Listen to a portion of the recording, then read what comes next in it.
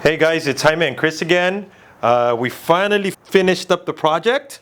We're going to go from the front to the back and give you guys a little bit of a rundown of exactly what we did and kind of like why we did it, and let's get going. Good deal. All right, so first of all, right here in the front of the boat, we have our GoPro, so we can film Jaime as he's fishing, catching a fish, and you can see what he's doing that part. So we have, like I said, we got a Mighty mount right here, and we also put a USB port on this side to power this GoPro over here. Actually, this boat has 3 GoPros, one in the front, one in the back, and one's going to be on this chesty right here. And they're all synced together, so when he pushes one button, they'll film the whole process of him catching a fish, putting it on the board, and submitting his catch. It'll have different angles. So we went back and forth as to where to put the camera, and because the Helix 10 is on this side, it was going to give us a much better angle if we put the camera on the left. In the middle section, we Velcroed my little control that actually moves my micro power pole up and down, along with another USB here that has the charge port for the control that activates and turns off my GoPros all simultaneously.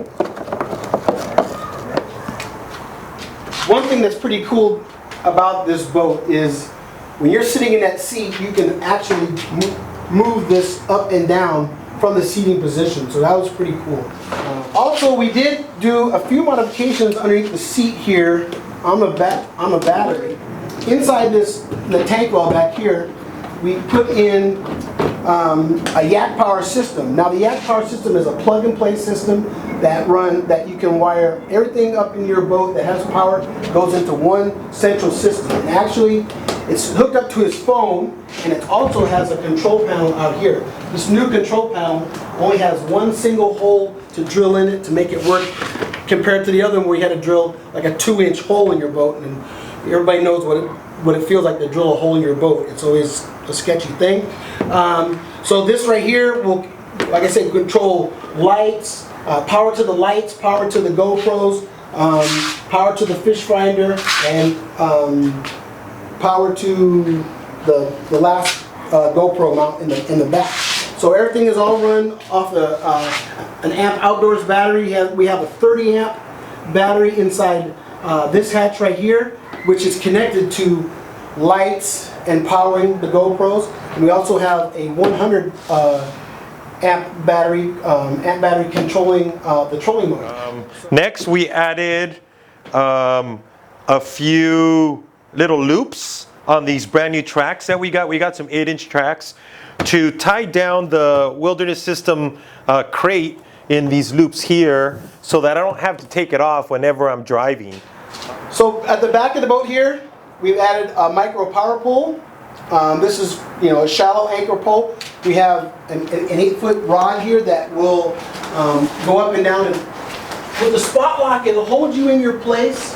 But there's certain situations where you're in the wind, and the wind is kind of blowing the back of your boat around. The front of the boat will stay, but the back of the boat will move. But having this anchor pole right here will lock you in on your spot, in the wind, against the current, whichever way you want.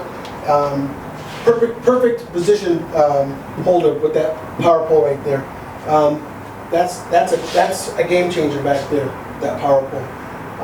We also did a port, USB port back here in the boat to wire up for the GoPro back here. This boat is powered by, like I said, two amp lithium batteries, and it's completely